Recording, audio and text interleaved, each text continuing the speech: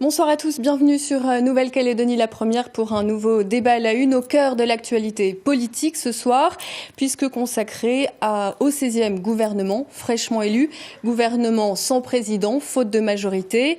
Alors quelques heures après l'élection, mais surtout après plusieurs semaines de campagne et de tractations tendues, rugueuses, nous verrons dans un premier temps avec nos premiers invités quelles sont les attentes de la société en matière économique, en matière sociale aussi vis-à-vis de ce nouvel exécutif. Et puis nous recevrons ces nouveaux membres du gouvernement, en tout cas quelques-uns d'entre eux, pour savoir justement comment ils comptent maintenant passer à l'action face à toutes ces attentes. Alors nos premiers invités sont Chérifa Linossier, bonsoir. Bonsoir. Je rappelle que vous êtes présidente de la CPME. José Aparizi, bonsoir. Vous êtes le président de la Fédération du BTP de Nouvelle-Calédonie. Et Didier Guénan-Janson, bonsoir. Vous êtes conseiller économique et social national. Bonsoir. Alors vous allez dans un instant nous expliquer vos attentes, vos propositions aussi, je n'en doute pas. Mais pour bien comprendre les enjeux, Sheima Riahi, bonsoir. Bonsoir Angélique. Vous allez nous expliquer un petit peu quels sont finalement les symptômes de ce qu'on a appelé pendant toute cette campagne la crise économique calédonienne. Eh bien, les grands indicateurs de l'état de santé de notre économie ne sont pas rassurants. La croissance, par exemple, peine à dépasser les 1% depuis 3 ans, alors qu'elle évoluait au-delà des 4% jusqu'en 2012. Le marché de l'emploi salarié privé est en panne. Le secteur le plus touché reste celui de la construction, moins 3,2% en 2018. Des données qui se traduisent par un taux de chômage en légère hausse. Il concerne 11,9% de la population active, soit 15 000 chômeurs, selon les derniers chiffres de l'ISEE. Conséquence, la consommation des ménages est morose. À noter que le salaire médian en Nouvelle-Calédonie est de 235 000 francs, c'est-à-dire que la moitié des salariés gagne plus et l'autre moitié gagne moins. Autre donnée importante, une personne sur 6 vit en dessous du seuil de pauvreté avec un revenu moyen inférieur à 72 000 francs par mois.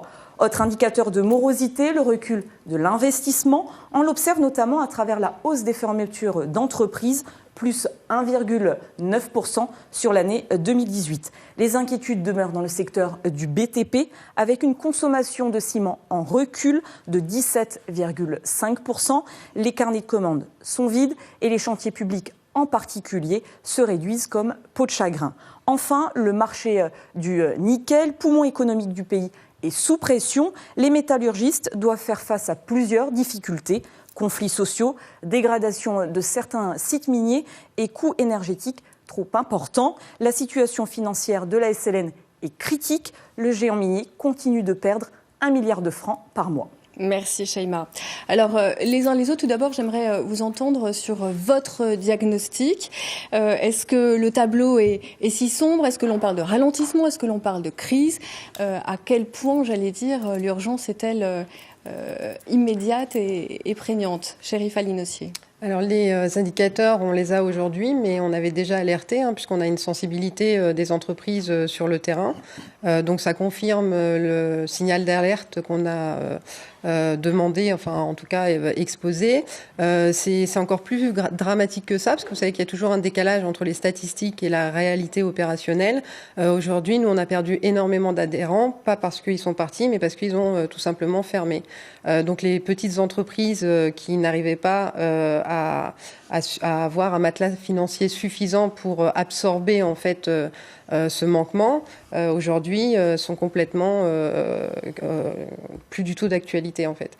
Donc c'est extrêmement alarmant, c'est-à-dire qu'on avait déjà alerté à plusieurs reprises et aujourd'hui on est encore moins serein. José Aparizi, le BTP a alerté plusieurs fois l'année dernière sur sa situation. Même question, quel est votre diagnostic ? Le diagnostic, il est flagrant. Il rejoint ce que vient de dire Mme Linossier. C'est que nous, c'est pas que depuis l'année dernière, c'est depuis 2015 qu'on alerte quand même les pouvoirs publics que le BTP se dégrade. On le voit par les pertes d'emplois. On a perdu, les 3 dernières années, on a perdu 2500 emplois dans le BTP et on envisage d'en perdre encore 1300 d'ici septembre. Donc les carnets de commandes sont effectivement, le reportage le dit, sont vides. Aujourd'hui, les entreprises de BTP sont en attente d'un gouvernement, sont en attente de projets, sont en attente de déblocage de programmes qui sont dans les cartons de la part du privé comme du public. Mais rien pour l'instant nous laisse apparaître une évolution, quoi. Alors Didier Guénon-Janson, votre préoccupation à vous, c'est celle des ménages, des Calédoniens. Pour eux aussi, quel est le niveau, j'allais dire, d'urgence ? Écoutez, pour moi, il vaut mieux avoir 4% de croissance qu'en avoir rien. J'ai pas de souci. Mais quand on parle de 4% de croissance, on parle de 2 usines en construction. Dans un pays de 250 000 habitants, c'est exceptionnel et c'est rare. Donc là, on revient à une vie économique plus classique. Alors, au ralenti, je veux bien. Mais que là, on nous rabatte les oreilles de crise, en permanente de crise, non. Non, il y a un ralentissement économique, il est là. Alors, je parle par rapport à 2018. 2019, je sais pas. J'ai pas de chiffres sur 2019. Mais en 2018, j'ai des chiffres qui sont autres que cela. Par exemple, la cotisation du 2% au FSH a plus rapporté au FSH en 2018 qu'en 2017. Donc, ralentissement, oui. Il faut, arrêter de crier au loup en permanence de la part des chefs d'entreprise. Il faut arrêter ça. 2, de s'adresser en permanence au gouvernement, quel que soit le gouvernement, quelle que soit sa majorité. Il n'a pas toutes les clés. Il faut vous regarder.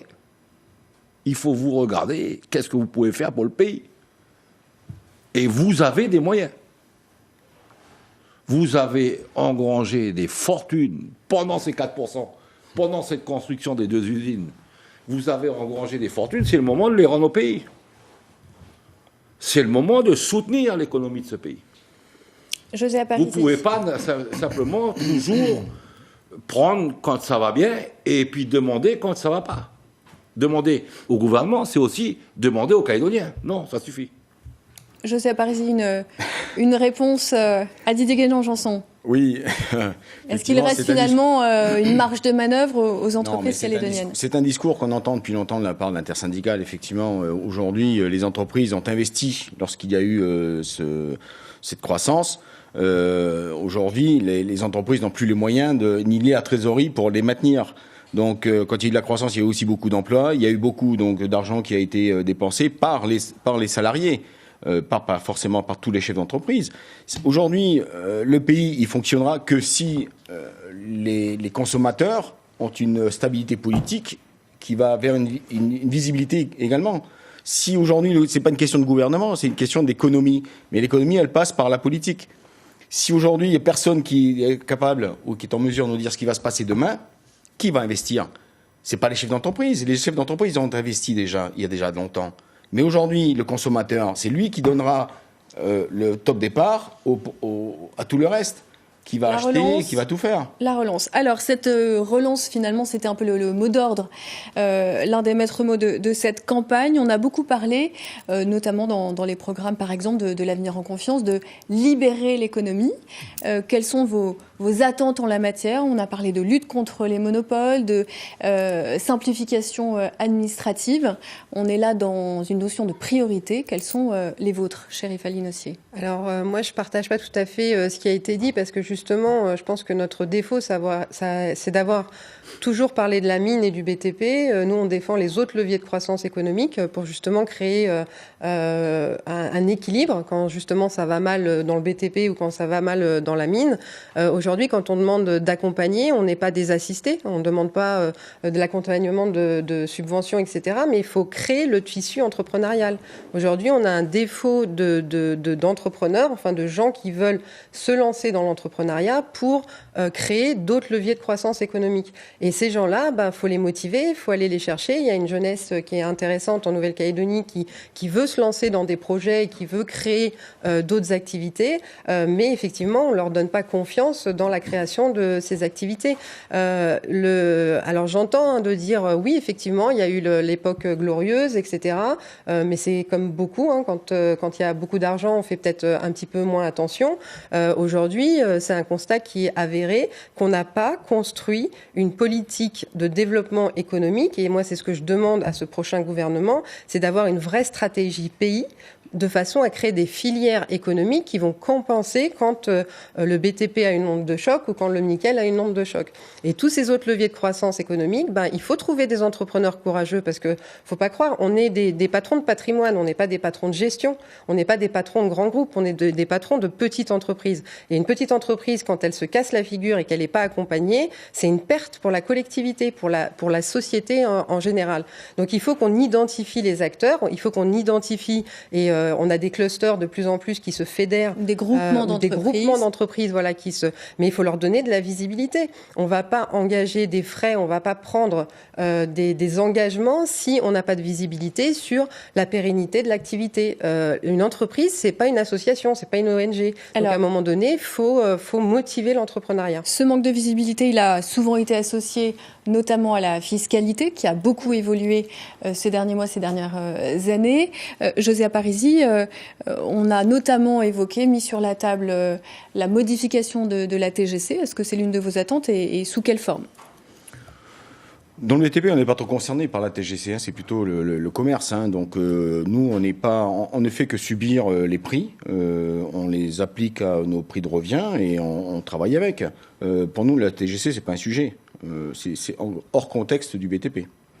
Est-ce que pour les petites entreprises, c'est un sujet ? C'est un sujet fondamental, puisqu'on a eu des impacts forts sur la TGC. Donc, quand j'entends qu'on va faire des modifications, qu'on va changer les taux, etc., dans la réalité opérationnelle, c'est pas comme ça que ça se passe. Ça a été un coût, en fait, pour l'entreprise de se mettre en conformité avec les différents taux. Il a fallu former les gens, former les entrepreneurs, former les comptables. Il a fallu mettre en place des outils et des machines qui permettent de calculer chaque prix, parce que justement, on s'est fait plaisir et on a eu énormément de taux. Donc effectivement, il va falloir revoir le dispositif parce que ça nous a énormément impacté, et notamment dans les îles et dans le Nord, puisque encore une fois, je parle de stratégie pays. Non, je pense qu'on manque d'ambition en fait. On manque d'ambition pour le territoire. On n'a pas envie d'aller voir plus loin que notre nez. On n'a pas une vision qui devrait être portée par les politiques en disant sortons de l'économie traditionnelle. On met on met des pansements sur des jambes de bois, on calfeutre à la dernière minute, on met des petites mesurettes, mais c'est pas ça, être ambitieux pour son pays. C'est pas ça de décliner une vraie politique économique pour le pays.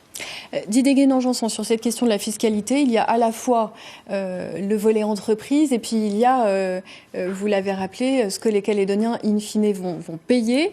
Est-ce que ces annonces de révision de la fiscalité directe et indirecte vous satisfont ou vous préoccupent ? Et écoutez, tout ce que j'entends depuis 6 mois ne peut que m'inquiéter, me faire mal.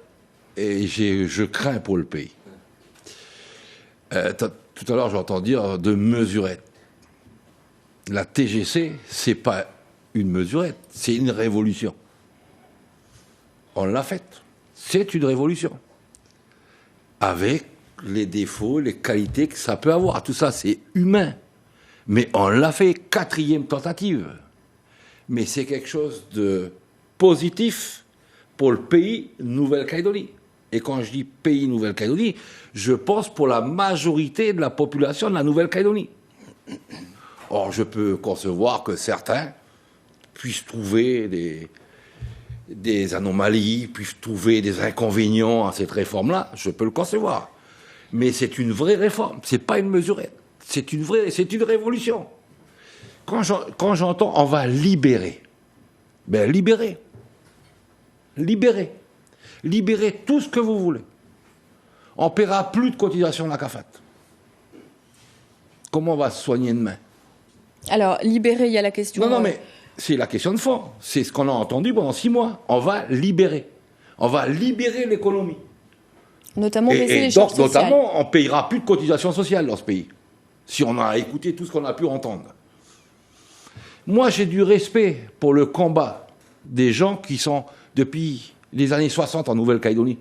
Mais je peux avoir du respect pour d'autres, en France et ailleurs, bien plus longtemps. La protection sociale nous protège. C'est pas un inconvénient, la protection sociale. Elle nous protège. Et elle protège les plus faibles et les classes moyennes. Demain, il n'y en a plus.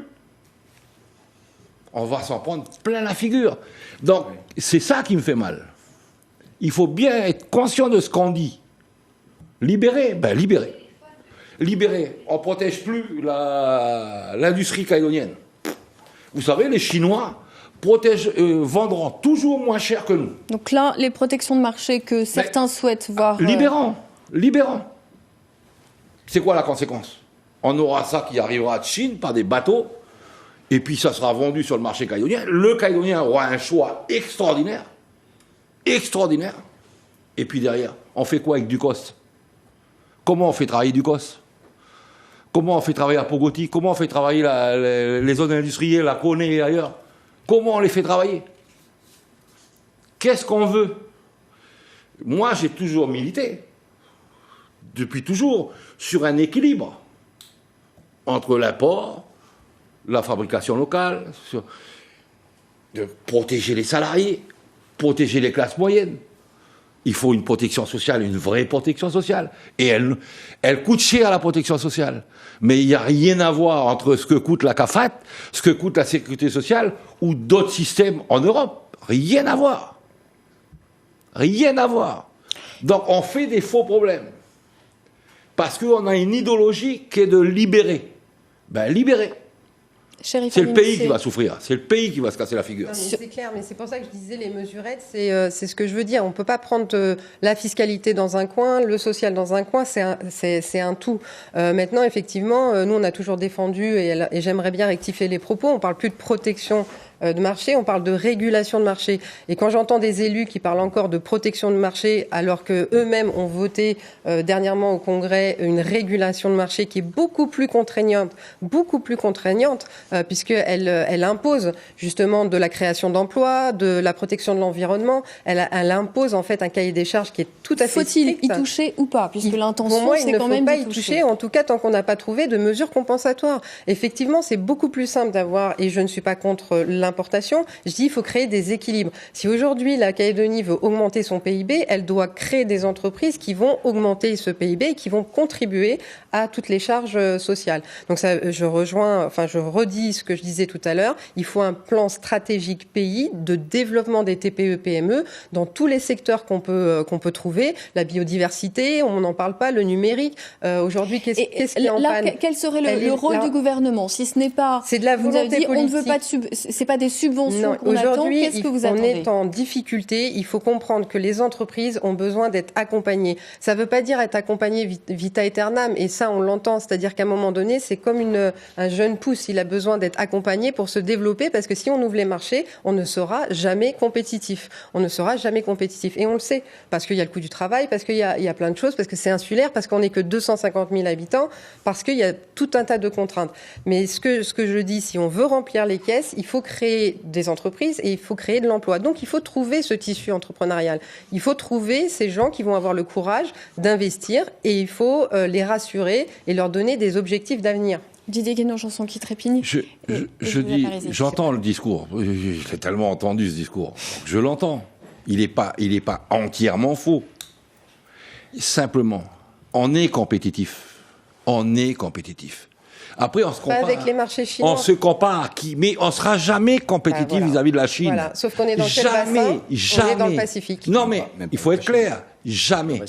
Par contre, on est compétitif par rapport aux Fidji, par rapport à la Papouasie-Nouvelle-Guinée, par rapport au Vanuatu, y compris dans certains domaines par rapport à la Nouvelle-Zélande et à l'Australie. C'est ça nos concurrents. Oui. C'est pas la Chine. Mais pourquoi ils y arrivent? Parce que les politiques les invitent et les incitent à faire du développement économique. La Calédonie, l'économie calédonienne, les salariés calédoniens sont compétitifs. Personne ne peut dire le contraire. Il faut arrêter de nier l'évidence. On est compétitif. On est productif. On l'est. Donc il faut structurer. Il faut structurer le marché. Il faut accompagner.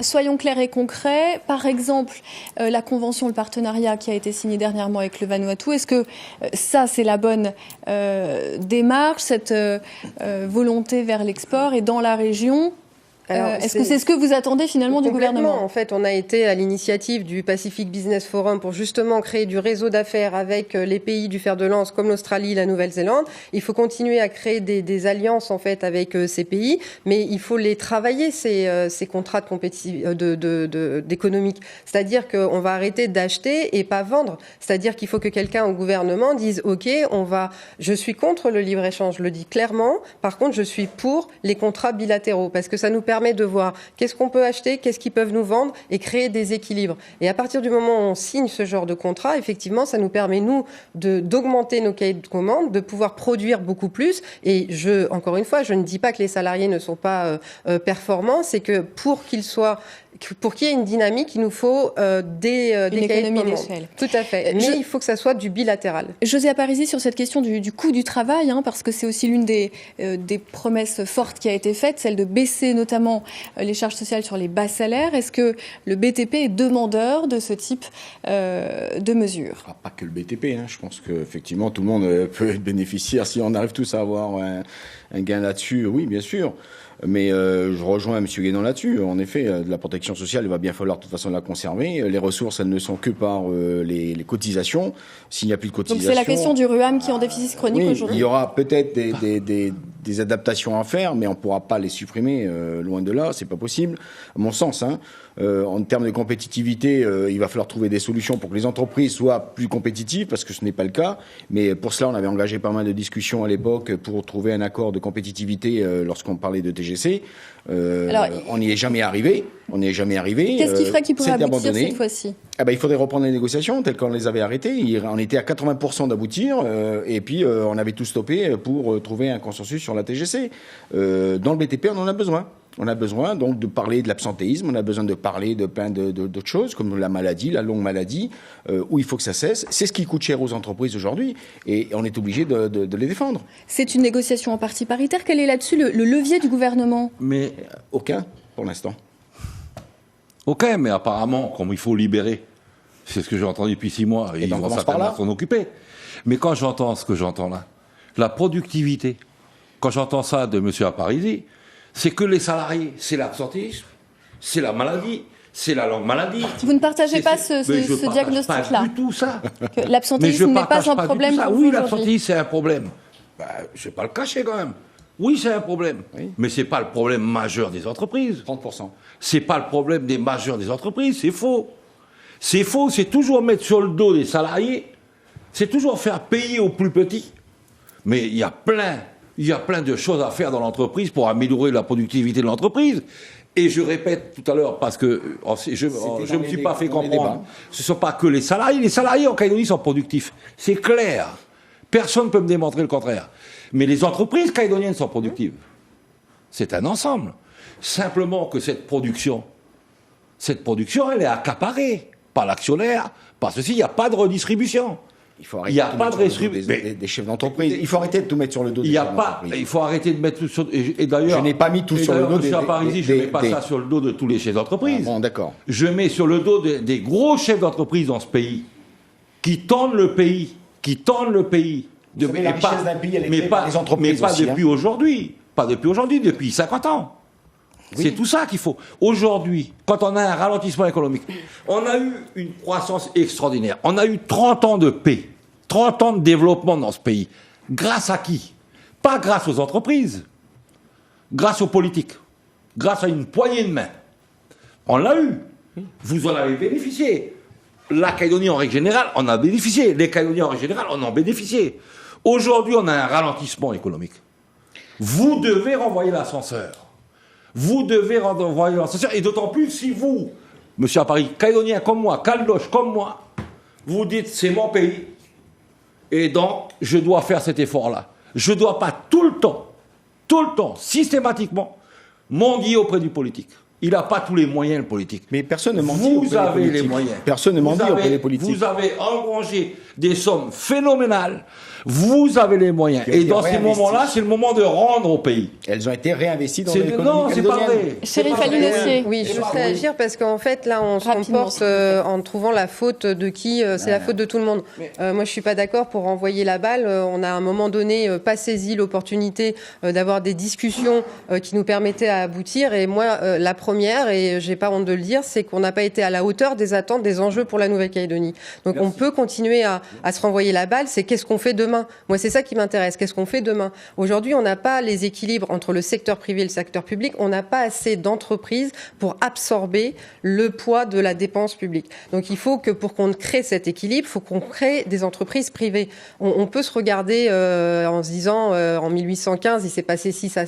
Moi, ce que je veux, c'est une vision d'avenir. C'est qu'est-ce qu'on propose aux Calédoniens demain, qu'est-ce qu'on propose aux entrepreneurs demain, qu'est-ce qu'on propose aux salariés demain et comment on avance. Parce que sinon, on refait le film et on n'avance pas. Et c'est exactement ce qu'on reproche à nos politiques. Alors justement, nos invités politiques vont vous succéder dans quelques minutes.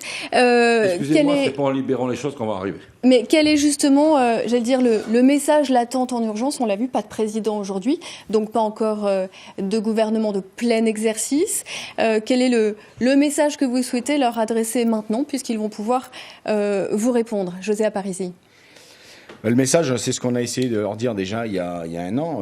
Peu importe le gouvernement, ce qu'on a besoin, c'est qu'ils redonnent envie aux gens d'investir dans le territoire. Le fait de redonner envie, c'est croire en son pays, comme le disait M. Guénan. Moi, je crois en mon pays, je suis d'accord, mais il faut que tout le monde ait cette envie de le faire. Mais pour cela, il faut qu'ils aient aussi des garanties, pas seulement des garanties sur un quinquennat ou sur une mandature, il faut qu'on ait une garantie sur 25 ans à venir, comme les 30 ans qu'on a connus. On est bien d'accord. C'est ça le rôle du politique. Croire en son pays, concrètement, qu'est-ce que ça veut dire économiquement? C'est investir dans son pays, ça veut dire donner des facilités aux Calédoniens pour investir, et puis s'investir de lui-même par des entreprises, créer des entreprises, créer de l'immobilier, créer des logements, et créer une économie qui aille dans le bon sens pour tous. Didier Guénan-Janson, vos attentes, votre message là tout de suite. Pardon? Votre message là tout de suite. Mon message, c'est que ce pays souffre. Il souffre pas du problème uniquement l'indépendance ou la non-indépendance. Bien sûr, on a vu encore cette radicalité qui s'est prononcée à cette élection-là. Mais il ne souffre pas que de ça. Il souffre du quotidien. Il y a trop de gens dans ce pays qui sont au bord de la route. Trop de gens. Quand j'entends les politiques depuis des années parler des incivilités, ça n'arrêtera pas. Mettez des flics partout, ça n'arrêtera pas. Il faut mettre ces gens au travail. Il faut leur donner une espérance. Pour l'instant, on n'est pas capable. On n'est pas capable de le faire. Donc c'est là qu'il faut agir. C'est sur la politique du quotidien. Donner des moyens pour faire en sorte que tous ces gens... Et là, c'est important parce que on touche principalement les Kanaks. C'est les Kanaks qui sont principalement au bord de la route. Pourquoi? Il y a des raisons culturelles, il y a plein de raisons. Mais pourquoi? Mais il n'y a pas que les Kanaks qui sont sur le bord de la route.